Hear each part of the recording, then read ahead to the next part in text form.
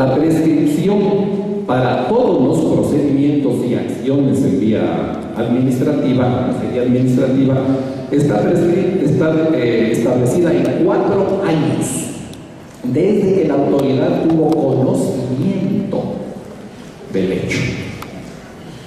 En 4 años. Este es el antecedente del inicio del procedimiento administrativo. ¿Quién puede presentar la denuncia? La denuncia puede presentarla el agraviado o quien tenga un interés legítimo, dice la ley. Acuérdense que el bien jurídico protegido por el derecho de la competencia es la competencia y el derecho personal de los consumidores. Por lo tanto, hemos de entender en términos generales que quien tiene un interés legítimo somos nosotros los consumidores, a fin de poder presentar una denuncia. También está establecido en la ley qué debe contener la denuncia, una forma expresa que después nos vamos a referir a eso. El procedimiento en esto prevé actuaciones previas. Antes, después de presentada la denuncia, hasta iniciar la fase de investigación, el órgano público, la superintendencia, puede realizar actuaciones previas, que consiste en indagar si es que en realidad la presentación, los elementos de la denuncia son o no, o tienen o no fundamentos. Se establece en la denuncia una infracción la infracción A. En esta indagación previa, en estas actuaciones previas, la superintendencia puede indagar a fin de observar si es que existe o no la infracción establecida en la denuncia. Por ejemplo, una vez presentada la denuncia, ¿se la admite a trámite? Es la pregunta. Si se la admite a trámite, ¿cuánto cumple con los requisitos establecidos en la ley? Y pasa por ese tamiz de esa actuación previa. Se la admite a trámite. No se la admite a trámite. ¿Por qué? Porque no cumple los parámetros y requisitos establecidos en la ley, y se dispone que el denunciante complete o aclare la denuncia. El denunciante se aclara o completa la denuncia, es la pregunta. Si sí lo hace, se inicia el procedimiento y la apertura del expediente. Si no lo hace, se archiva la denuncia y tenemos un fin al procedimiento.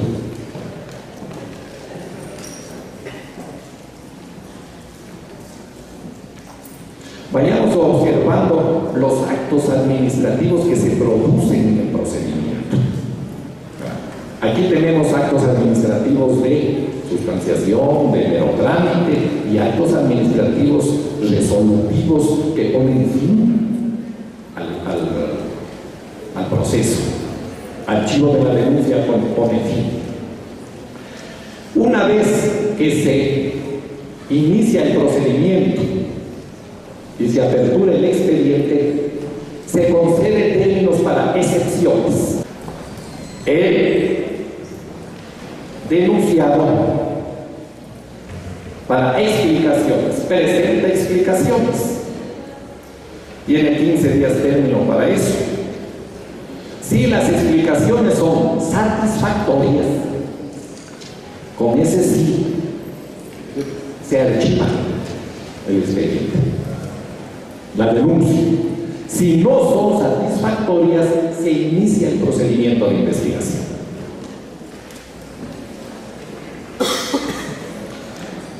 También existe una norma que si es que se desiste de la denuncia, la superintendencia, con la potestad de control que tiene y de actuar de oficio, puede seguir de oficio e iniciar la investigación, si es que se desistiera de la denuncia, y encontrar en médicos del órgano, puede iniciar la investigación. Pasemos, por favor.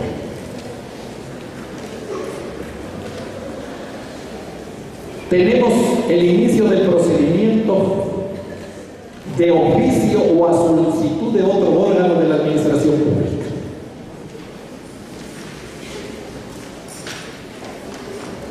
Este se inicia cuando se tiene conocimiento del órgano público en una forma directa o indirecta de que existen conductas infractoras, o por resultado de estudios económicos de la misma superintendencia, o por resultados de exámenes de las restricciones legales. Aquí puede iniciar de oficio el procedimiento de la superintendencia. Pero también tenemos a pedido o a solicitud de otro órgano de la administración pública. En estos casos se inicia primero estableciendo conductas infractoras para el inicio del procedimiento. Tenemos, por lo tanto, por denuncia llegamos a una posibilidad de iniciar el proceso de investigación. Y por estos otros dos casos, de oficio o a solicitud de otro órgano de la administración pública, tenemos el último paso, que es de llegar a un proceso, a la fase de investigación. La fase de investigación y de resolución, que vamos a verla de inmediato, es común para los procedimientos anteriores. Se inicia la investigación, hay una resolución de inicio de investigación y se realiza la misma. 180 días plazo establece nuestra normativa, que puede ser ampliado a 180 días más el proceso de investigación. Aquí puede producirse un evento que está en la columna derecha, que podría ampliarse la resolución de inicio. ¿Cuándo? Cuando hay más responsables o otras infracciones, se pudiera ampliar la resolución de inicio. En ese caso, ¿qué prevé la ley? Notificación a esos otros presuntos responsables y para que contesten y deduzcan excepciones dentro de esos 180 días plazo, que pueden ser prorrogables 180 días más. La ley con toda claridad establece este debido proceso. Después que termina el plazo establecido para la investigación, tenemos un informe de resultados de la investigación. En este informe de resultados de investigación, como lo vamos a ver posteriormente, existe ya una formulación de cargos. Y tenemos un término de prueba de 70 días término más 70 días términos adicionales. Aquí la particularidad de este término de prueba es que las partes podrán deducir las alegaciones y presentar o solicitar se practiquen las pruebas que consideren relevantes para la defensa de sus intereses. Las partes pueden hacer. La facultad de investigación, la potestad de investigación del órgano público está prevista en nuestra ley antes y después de que se inicie el expediente. Y ustedes pueden observar en la ley todo el mecanismo o formas de prueba o de investigación que están establecidas para serie administrativa. Pero este término de prueba claramente dice que para las partes deduzcan excepciones y presenten o soliciten pruebas, alegaciones y pruebas. Es un término adicional de defensa de las partes en nuestro procedimiento. Aquí está previsto de que en este término de prueba, la superintendencia que tiene la carga de la prueba y que esos elementos sirvieron de base y de fundamento para emitir el informe de formulación de cargos, los reproduzca en esa fase de prueba.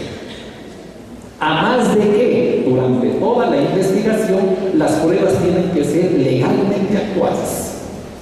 Hay unas que se necesita autorización judicial para poderlas realizar. Deben ser legalmente actuadas, ¿no? En esta parte de prueba, adicionalmente a eso, se da la posibilidad de reproducir las pruebas cuyo cargo tiene la superintendencia para que otra vez las vuelva a contradecir los investigados. Y después de eso tenemos un informe final. Este informe final de la fase investigativa, que es puesto en conocimiento del órgano resolutivo de la superintendencia. Pasamos a la otra fase, que es la fase resolutiva. El órgano de resolución, ¿qué hace? Recibe el informe final de la investigación y notifica a las partes. Aquí, el órgano de resolución también tiene la posibilidad de decirle al órgano de investigación: vea, investiguen esta parte, profundíceme esto. Igual le da su tiempo y el órgano de investigación tiene que emitir un informe de resultados de ese requerimiento del órgano resolutivo. Los interesados presentan sus alegatos en el término de 10 días. Potestativamente el órgano resolutivo puede disponer una audiencia. En esta audiencia las partes, los interesados, podrán alegar y presentar nuevos documentos y justificativos. Claro, esa potestad de aperturar una audiencia indiscutiblemente está ligada a cualquier solicitud que hagan las partes. Porque si la parte dice, ¿no?, órgano resolutivo, necesito que usted me abra una audiencia para yo poder seguir alegando y justificar los cargos que usted me ha hecho, resulta ya no una potestad del órgano resolutivo, sino una obligación. De lo contrario, se estaría limitando el derecho a la defensa de las partes. Por lo tanto, se realiza esta audiencia y existe la emisión de la resolución de primera instancia. En esta resolución, vamos a verlo a continuación, se impondrán sanciones u otras medidas. Resolución que puede ser objeto de recursos en serie administrativa, como lo mencioné en el principio. Por favor, si vamos al PowerPoint. Como ustedes observan, es un procedimiento atado a las normas del debido proceso, constitucionales con toda rigurosidad, en donde se destaca desde el principio al fin la el derecho a la defensa de las partes. Ustedes ven que en todo el procedimiento se subraya ese derecho a la defensa de los investigados. A nuestro criterio es un procedimiento completamente anarquista, como debe ser. Se está tratando de temas que revisten una importancia y una delicadeza en su trato excepcional, como es el control del mercado, y por lo tanto se ha plasmado una ley, un procedimiento garantista para sancionarlos. Pasemos por favor. La denuncia, habíamos visto el tema de la prescripción. ¿Quién presenta la denuncia? Sí, gracias. El contenido de la denuncia, el nombre y domicilio del denunciante, identificación de los presuntos responsables, una descripción detallada de la conducta denunciada, indicando el periodo aproximado de su duración, la relación de los involucrados con la conducta denunciada, los datos de identificación de los involucrados conocidos, las características de los bienes o servicios objeto de la conducta denunciada y los elementos de prueba que razonablemente tengan a su alcance. Este es el contenido de la denuncia. Quisiera relevar cuál es el contenido tanto de las resoluciones y de los informes que hemos visto en el procedimiento, de esos puntos en el procedimiento. Decíamos que tenemos una resolución de inicio de la investigación preliminar. Acuérdense, de oficio o por solicitud de otro órgano público. Tenemos una investigación preliminar. Conocimiento directo, indirecto o consecuencias de los resultados de estudios económicos o del examen permanente de las restricciones conferidas en virtud de la ley. De conductas susceptibles de constituir infracción. Por lo tanto, para resolver el inicio de una investigación preliminar se requiere un informe que determine esas conductas susceptibles de infracción. Con eso se inicia una investigación preliminar. ¿Qué contiene el informe de la investigación preliminar? Después de realizado esta, determina infracciones, pero presuntos responsables. Ese es el contenido del informe de la investigación preliminar. Resolución de inicio de la investigación. Cuando se formula cargos, el inicio de la investigación, el informe viene después de formulación de cargos. ¿Qué dice la ley? Resolución motivada que deberá contener como mínimo lo siguiente: la conducta objeto de investigación, las características de los bienes o servicios que estarían siendo objeto de la conducta, los bienes o servicios similares presuntamente afectados, la duración de la conducta, la identificación de las partes, su relación económica existente con la conducta, las relaciones de los elementos de prueba presentados, identificación de los presuntos responsables y de los denunciados si lo sugieren, hechos que motivaron la resolución de inicio, identificación de terceros y plazo de duración de la etapa de investigación. Recuerden que el máximo es de 180 días, pero se puede establecer un tiempo menor. Todo esto debe contener la resolución de inicio de la investigación preliminar, desde la investigación ya. Sigamos, por favor. Informe de los resultados de la investigación. Aquí ya se formula cargos. Primero, contendrá la descripción del hecho presuntamente punible, los datos personales del investigado, los elementos y resultados de la indagación que le sirven como fundamento jurídico para formular la imputación. En este informe se propondrá, de ser el caso, las medidas correctivas y sanciones que a su criterio se deberán imponer. En definitiva, aquí ya tenemos en firme una teoría de nuestro caso. Recuerden que una vez que se establece el informe de resultados de la investigación, tenemos explicado calificaciones de los investigados y término de prueba y un informe final. Y que el término de prueba se establece para una solicitud de prueba de las partes y alegaciones de las partes.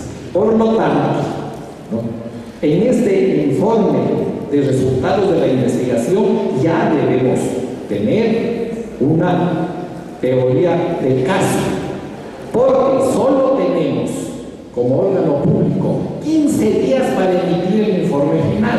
El informe final contendrá la enunciación y valoración de la prueba presentada durante el término de prueba, las sanciones y medidas correctivas propuestas y cuando proceda la propuesta de exenciones o de reducción del importe de la multa de conformidad a lo establecido en la ley. Y posteriormente hay la resolución del órgano resolutivo que igual tiene requisitos en esa resolución, y uno de ellos es valoración de la prueba. En síntesis, este es el contenido del procedimiento en sede administrativa. Estaba prevista en una mesa de trabajo el de realizar la metodología de la teoría del caso, que en forma muy esquemática, por un lado tenemos los hechos económicos, la descripción de los hechos económicos con el detalle. Por otro lado tenemos la teoría jurídica, que es la ley, que tiene elementos con claridad establecidos para cada tipo de infracción, y por otro lado tenemos proposiciones fácticas que unen esos hechos con la teoría jurídica. Y si esas proposiciones fácticas son probadas en sede administrativa, decimos tenemos una teoría del caso probada. Ya no tenemos más tiempo. Bueno, quería transmitirles este procedimiento en sede administrativa. Nos queda pendiente el judicial, ya no tenemos más tiempo, en el contencioso administrativo y en acciones constitucionales. Recuerden que en el contencioso administrativo, también por disposiciones de la ley del contencioso y del JAFE, del Estatuto del Régimen Jurídico, los actos administrativos de mero trámite no son susceptibles de esa ley. Entonces, muchas gracias por su paciencia.